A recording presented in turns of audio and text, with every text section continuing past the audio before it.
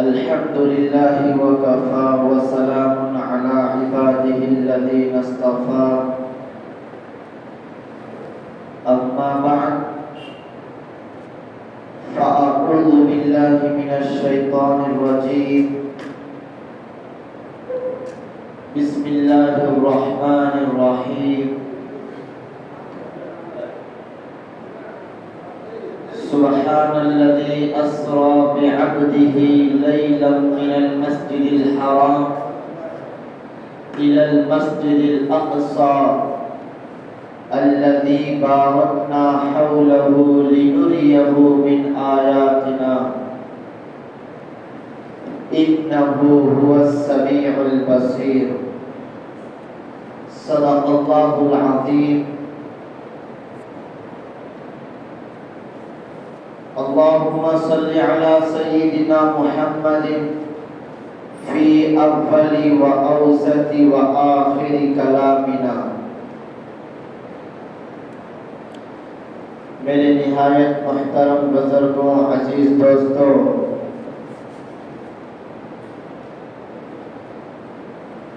اس جمعہ قرآن و حدیث کی روشنی میں جو بات عرض کرنی ہے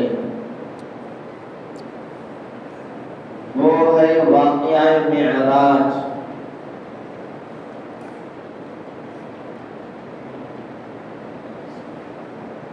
ویسے اردو تاریخ کے حساب سے اور اردو مہینے کے اعتبار سے اسلامی مہینے کا 7واں مہینہ رجب المرجب کا مہینہ چل رہا ہے اور رجب المرجب کا آخری عشرہ شروع ہو گیا ہے۔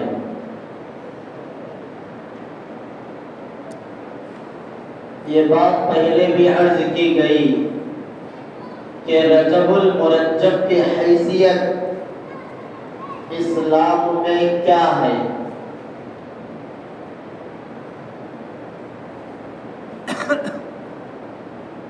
اسلام میں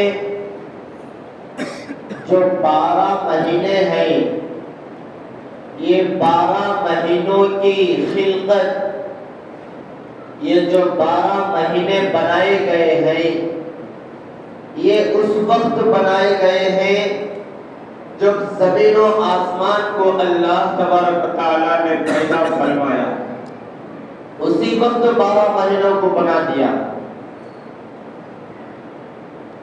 اور 12 مہینوں میں سے 4 مہینے حرمت والے مہینے کہلاتے ہیں۔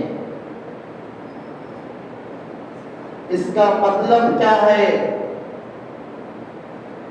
کہ اسلام آنے سے پہلے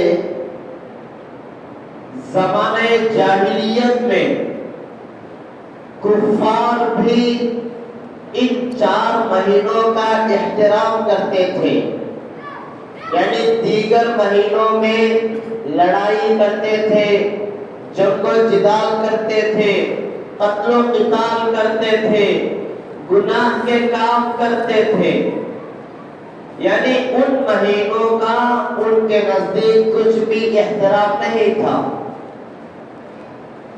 لیکن یہ جو 4 مہینے ہیں، رجب المرجب، ذی قعدہ، ذی الحجہ اور محرم، یہ 4 مہینوں میں کفار بھی زمانے جاہلیت میں بڑا احترام کرتے تھے ان مہینوں کا، کہ ان مہینوں میں یہ ایک دوسرے سے قتل و قتال نہیں کرتے تھے، یہ ایک دوسرے سے لڑائی نہیں کرتے تھے اور ان مہینوں کا احترام کرتے تھے۔ اور اس ویسے قتل و قتال کرنا، جنگ کرنا، لڑنا، آپس میں لڑائی کرنا اسلام میں دیگر مہینوں میں بھی حرام ہے، اور دوسرے مہینوں میں کیے تب بھی گناہ ملے گا، لیکن اگر یہ 4 مہینے احترام والے مہینے ہیں، اگر ان میں کریں گے تو اور بھی زیادہ گناہ ملے گا، گناہوں میں اضافہ ہو جائے گا۔ اس لیے رجب المرجب، ذی قعدہ، ذی الحجہ اور محرم، یہ 4 مہینوں کا احترام ہم پر ضروری ہے۔ اور ان 4 مہینوں میں جس طرح جنگ و جدال، قتل و قتال، لڑائی جھگڑے نہیں کرتے ہیں، اسی طرح دیگر مہینوں میں بھی پاس رہنا چاہیے۔ اب رجب المرجب کے آنے پر اللہ کے نبی علیہ السلام کا جو طریقہ تھا وہ یہ تھا کہ رجب المرجب کا چاند دیکھتے ہی، چاند دیکھنے کی دعا پڑھتے، اللہم اہلہ علینا بالیمن والایمان والسلامۃ والاسلام والتوفیق لما تحب وترضى ربی وربک اللہ۔ یہ چاند دیکھنے کی دعا ہے۔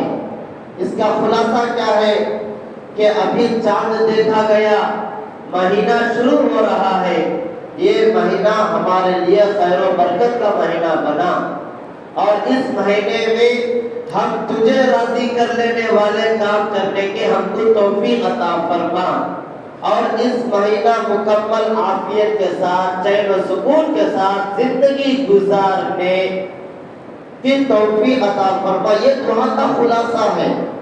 اس لیے مہینے کے شروع میں بھی آج کل ہمارے ذہنوں میں، ہمارے گھروں میں ہماری یادداشت پورا انگریزی مہینے کے حساب سے چل رہا ہے۔ اردو کا مہینہ کب شروع ہو رہا ہے، کب ختم ہو رہا ہے، آج کل ہمارے دکانوں میں تنخواہ دینے کا بھی پورا انگریزی بنا ہوا ہے، لیکن اسلام میں انگریزی کا کوئی لین دین نہیں ہے۔ ہاں، بعض احکام اسی سے بھی نکلتے ہیں، لیکن خاص کر مسلمانوں کو چاہیے کہ اردو تاریخ اپنے ذہنوں میں رکھے۔ جس طرح انگریزی مہینے یاد ہیں، اسی طرح اردو مہینے بھی یاد کرنے کا اہتمام کرنا چاہیے کہ کون سا مہینہ چل رہا ہے۔ ویسے رجب المرجب کا مہینہ شروع ہو گیا۔ اللہ کے نبی علیہ السلام رجب المرجب کے مہینے میں دعا فرماتے تھے، اللہم بارک لنا فی رجب و شعبان وبلغنا رمضان۔ اس دعا سے ہم کو کیا سبق ملتا ہے؟ اس دعا سے ہم کو یہ سبق ملتا ہے کہ اللہ کے نبی علیہ السلام رمضان المبارک کے مہینے کا انتظام اور استقبال اور تیاری 2 مہینوں سے کرتے تھے، رجب کا مہینہ اور شعبان کا مہینہ، اور دعا کرتے تھے کہ رجب اور شعبان میں برکت عطا فرما اور رمضان المبارک تک ہماری عمروں کو دراز فرما، تاکہ رمضان المبارک کی عبادت ہمارے مقدر میں ہو جائے، ہم کو نصیب ہو جائے، ہم کو مل جائے۔ تو میرے بھائیوں، رجب المرجب کا مہینہ شروع ہو گیا، اور آج رجب المرجب کی 21 تاریخ ہے، آج 21 تاریخ چل رہی ہے، اور رجب المرجب کے مہینے میں کوئی خاص دن، کوئی خاص نماز پڑھنا، کوئی روزہ رکھنا، خاص دن، یہ شریعت میں کہیں پر بھی اس کا ثبوت نہیں ہے کہ اس دن روزہ رکھنا چاہیے، اس دن نماز پڑھنا چاہیے، الگ سے نماز پڑھنا چاہیے۔ اس کا کوئی ثبوت شریعت مطہرہ میں نہیں ہے۔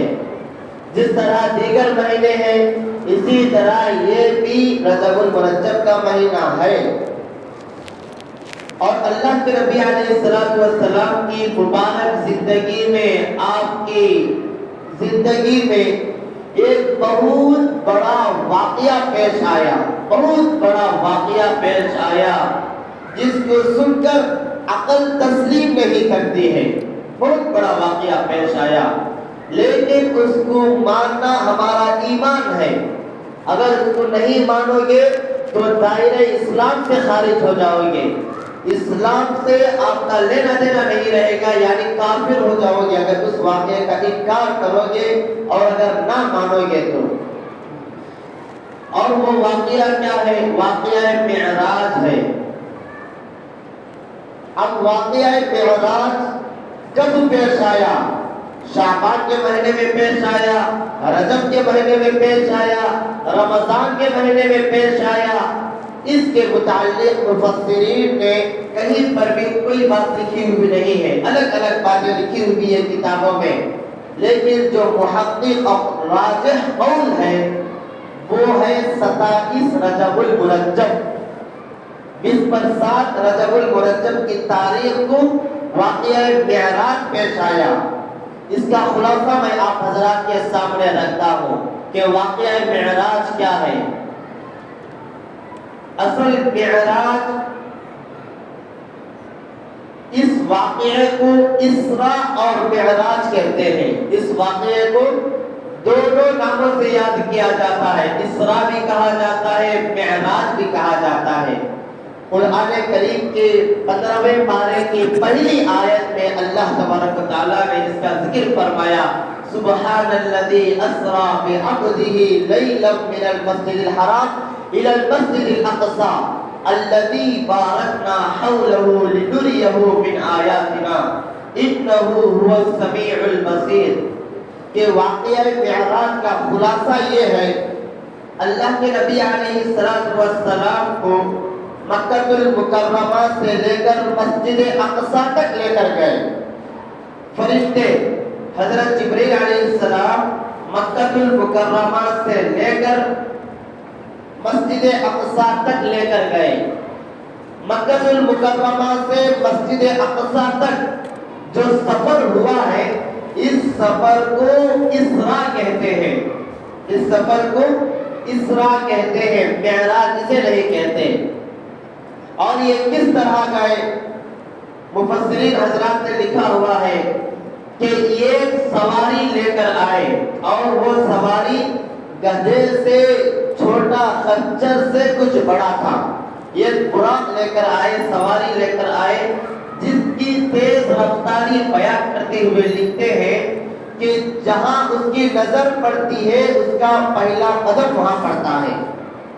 اس تیز سواری کی رفتار بیان کر رہے ہیں کہ اس سواری اور اس جانور کی نظر جہاں پڑتی تھی، جانور کا پہلا قدم وہاں پڑتا تھا، اتنی تیز رفتار تھی۔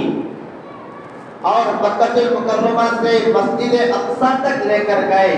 مسجد اقصی میں تمام انبیاء اکرام علیہ السلام جمع تھے، جو شروع سے آئے تھے آخر تک تمام انبیاء اکرام مسجد اقصی میں جمع تھے۔ اللہ کے نبی علیہ السلام وہاں پہنچ کر امامت کرائے۔ اس کے بعد مسجد اقصی سے لے کر ساتوں آسمان عرش تک اللہ کے سامنے، اللہ کے دربار میں جو حاضری ہوئی، اس سفر کو معراج کہا جاتا ہے۔ اس سفر کو معراج کہا جاتا ہے۔ مکہ المکرمہ سے مسجد اقصی تک کے سفر کو اسراء، مسجد اقصی سے اللہ تعالیٰ کے ساتوں آسمان کے اوپر جو سفر ہوا، اس سفر کو معراج کہا جاتا ہے۔ احادیث میں آیا ہے لفظ عُرِجَ بِی، مجھے اوپر چڑھایا گیا، مجھے اوپر چڑھایا گیا۔ اس کے بعد مسجد اقصی سے اللہ کے نبی علیہ السلام کا مبارک سفر شروع ہوا۔ ہر آسمان پر ایک ایک نبی سے ملاقات ہوتی گئی۔ پہلے آسمان پر ایک نبی سے، دوسرے آسمان پر 2 نبی سے، اسی طرح ہر آسمان پر ملاقات ہوتی گئی۔ اللہ کے نبی علیہ السلام درمیان میں کچھ مناظر بھی دکھلائے گئے۔ اللہ کے نبی علیہ السلام کو آسمانوں کے اوپر جو سفر ہوا، اس سفر کے درمیان کچھ منظریں دیکھنے کو ملی، اور حضرت جبریل علیہ السلام ساتھ میں رہتے تھے۔ منظر دیکھنے کے بعد اس کا واقعہ مکمل معلوم کر لیتے تھے۔ اللہ کے نبی علیہ السلام نے ایک منظر دیکھا کہ ایک جماعت بیٹھی ہوئی ہے، اور ان کے سامنے اچھا، عمدہ، پاکیزہ، پکا ہوا گوشت رکھا ہوا ہے، اور ان کے دوسری طرف سڑا ہوا گوشت رکھا ہوا ہے، سڑا ہوا بدبودار گوشت رکھا ہوا ہے۔ وہ قوم اچھا، عمدہ، پاکیزہ، حلال گوشت نہیں کھا رہی ہے، بلکہ سڑا ہوا گوشت کھا رہی ہے اور مزے لے لے کر کھا رہی ہے۔ اللہ کے نبی علیہ السلام نے حضرت جبرائیل سے عرض کیا کہ یہ کیا ماجرا ہے کہ ان کے سامنے عمدہ گوشت رکھا ہوا ہے، پکا ہوا گوشت رکھا ہوا ہے، یہ اس سے اعراض کر کے سڑا ہوا بدبودار گوشت کھا رہے ہیں۔ تو حضرت جبرائیل نے عرض کیا کہ یہ وہ لوگ ہیں جو دنیا میں ان کے پاس عمدہ خوبصورت نکاح کے ذریعے حاصل کی ہوئی بیوی ان کے پاس موجود ہے، لیکن وہ اپنی ضروریات، اپنی خواہشات دوسری بدکار فاحشہ اور بازاروں میں پھرنے والی عورتوں کے ساتھ رات گزارتے تھے اور صبح تک وہیں پر آرام کرتے تھے، اور دنیا میں اس طرح انہوں نے اپنی ضرورتوں کو پورا کیا اور پاکیزہ اور حلال اچھی بیوی کو شریعت نے جس کو جائز کہا ہے اس کو چھوڑ کر انہوں نے اس طرح کا کام کیا۔ آج ان کی سزا یہی ہے، آج ان کی سزا یہی ہے کہ وہ سڑا ہوا بدبودار گوشت کھا رہے ہیں۔ اور آگے بڑھے، اللہ کے نبی علیہ السلام نے ایک دوسری قوم کو دیکھا کہ جن کے پیٹ اتنے بڑے بڑے ہیں، تفسیر کی کتابوں میں لکھا ہوا ہے کہ جس طرح آدمی رہتے ہیں گھر، ان کے پیٹ اتنے بڑے ہیں، اور ان کے پیٹ کے اندر سانپ اور بچھو ہیں اور کیڑے مکوڑے زہریلے موتی جانور ہیں، تکلیف دہ جانور ہیں۔ اور اللہ کے نبی علیہ السلام نے حضرت جبرائیل سے عرض کیا کہ یہ کون لوگ ہیں جن کے پیٹ اتنے بڑے ہیں اور ان کے اندر اس طرح کے جانور بھرے ہوئے ہیں، تکلیف دینے والے زہریلے جانور ہیں۔ تو حضرت جبرائیل علیہ السلام نے عرض کیا کہ یہ وہ لوگ ہیں جو رشوت اور سود کھاتے تھے، دنیا میں جو رشوت اور سود کھاتے تھے، یہ وہ لوگ ہیں، کل قیامت کے دن اس طرح ان کو سزا دی جائے گی۔ تو میرے بھائیوں، اس طرح کی برائیوں سے اور بہت سارے واقعات پیش آئے اور آگے سفر بڑھتا گیا۔ اللہ کے نبی علیہ السلام اللہ کے دربار میں پہنچے۔ اس کے بعد یہ واقعہ معراج کا اہم مقصد، یہ سفر کیوں پیش ہوا، یہ سفر واقعہ کیوں پیش آیا، اس کا اہم مقصد یہ ہے کہ نماز جیسی عظیم الشان دولت، نماز جیسی عظیم الشان عبادت اللہ تعالیٰ اپنے حبیب کو دینا چاہتے تھے، اس لیے یہ واقعہ پیش آیا۔ ورنہ آپ دیکھ لیجئے، بیانوں میں سنتے رہتے ہیں، روزوں کا حکم فرض ہوا، یہ کہاں ہوا؟ زمین پر ہوا۔ زکوٰۃ کا حکم فرض ہوا، یہ کہاں ہوا؟ زمین پر ہوا۔ اور دوسرے جتنے بھی احکام فرض کیے گئے، سب کے سب زمین پر حضرت جبرائیل علیہ السلام کے واسطے سے فرض کیے گئے۔ لیکن جب نماز کی باری آئی تو اس کے درمیان اللہ تبارک و تعالیٰ نے حضرت جبرائیل کو بھی بیچ میں سے ہٹا دیا، ڈائریکٹ اللہ کے نبی علیہ السلام کو اپنے پاس بلا لیا، مہمان بنا کر بلا لیا۔ بلانے کے بعد نماز جیسی عظیم الشان اور اہم عبادت اللہ کے نبی علیہ السلام کو دیا گیا، اور اللہ کے نبی علیہ السلام کو 50 نمازیں دی گئی۔ اس میں سے لینے کے بعد سفر کے راستے میں حضرت موسیٰ علیہ نبینا وعلیہ السلام سے ملاقات ہوتی ہے۔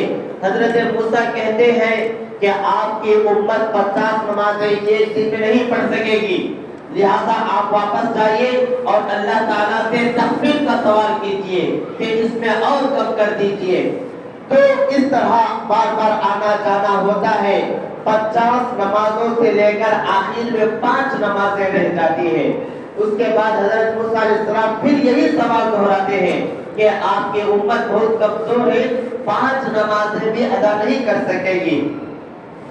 اس کے بعد اللہ کے نبی علیہ السلام فرماتے ہیں اب میں نہیں جاؤں گا، اب مجھے جاتے ہوئے شرم آ رہی ہے، شرم محسوس کر رہا ہوں، اس لیے 5 نمازیں امت کے اوپر فرض کی گئی ہے۔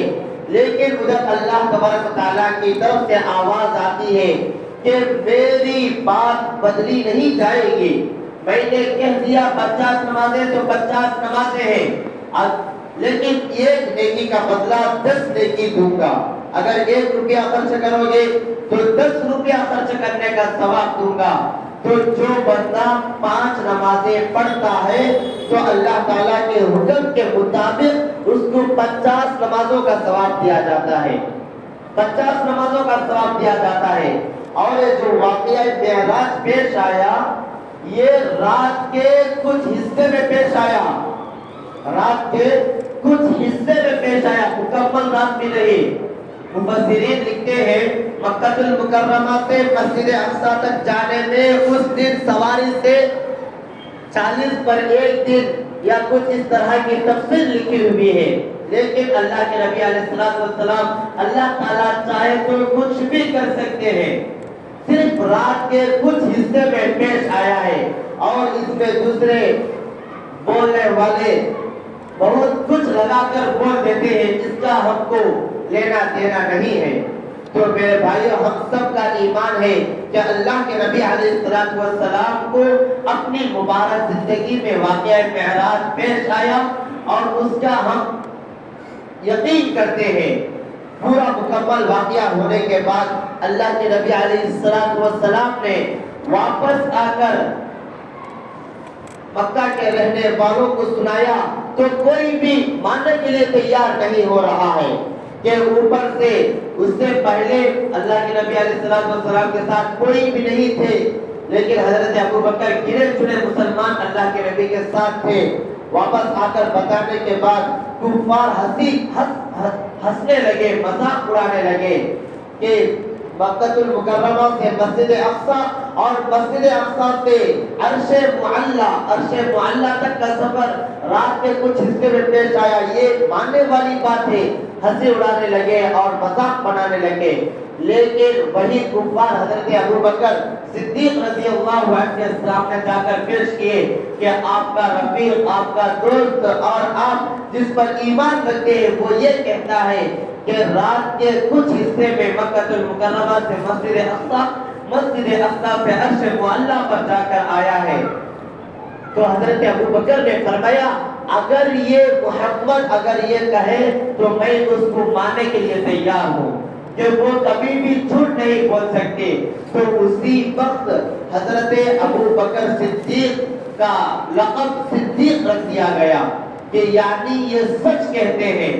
تو میرے بھائیوں، ہم سب کو اور اس میں بہت سارے عجیب واقعات دیکھنے کو ملے ہیں۔ جو زکوٰۃ ادا نہیں کرتے ان کے اوپر الگ طرح سے عذاب مسلط ہو رہا ہے، اور دوسروں کا گوشت کھاتے ہیں۔ حضرت محمد صلی اللہ علیہ وسلم نے حضرت جبریل سے عرض کیا کہ یہ کون لوگ ہیں جو دوسروں کا گوشت اور اپنے جسم کا گوشت نوچ نوچ کر کھا رہے ہیں؟ تو حضرت جبریل نے فرمایا یہ دوسروں کی غیبت کرتے ہیں، یہ اپنی مجلسوں میں دوسروں کی غیبت کرتے ہیں، یہ اس دوسروں کا گوشت کھا رہے ہیں۔ تو میرے بھائی ان تمام برائیوں سے اللہ تعالی ہم سب کو بچنے کی توفیق عطا فرمائے، اور اس واقعے پر مکمل 100% ایمان رکھنا ایمان کا حصہ ہے، کیونکہ قرآن کریم میں اس کا باقاعدہ ذکر کیا گیا ہے۔ سبحان الذی اسریٰ بعبدہ لیلا، جس مسجد اقصی کے لیے آج لڑائی ہو رہی ہے، خون ریزی ہو رہی ہے، اسی مسجد اقصی انبیاء کا مسکن رہا ہے۔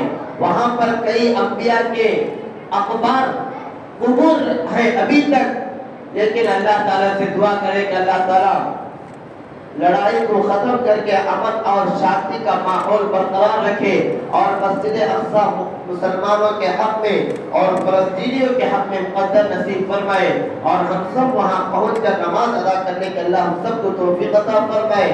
اللہ تعالیٰ ہم سب کو عمل کی توفیق عطا فرمائے۔ آمین۔ وآخر دعوانا الحمدللہ رب العالمین۔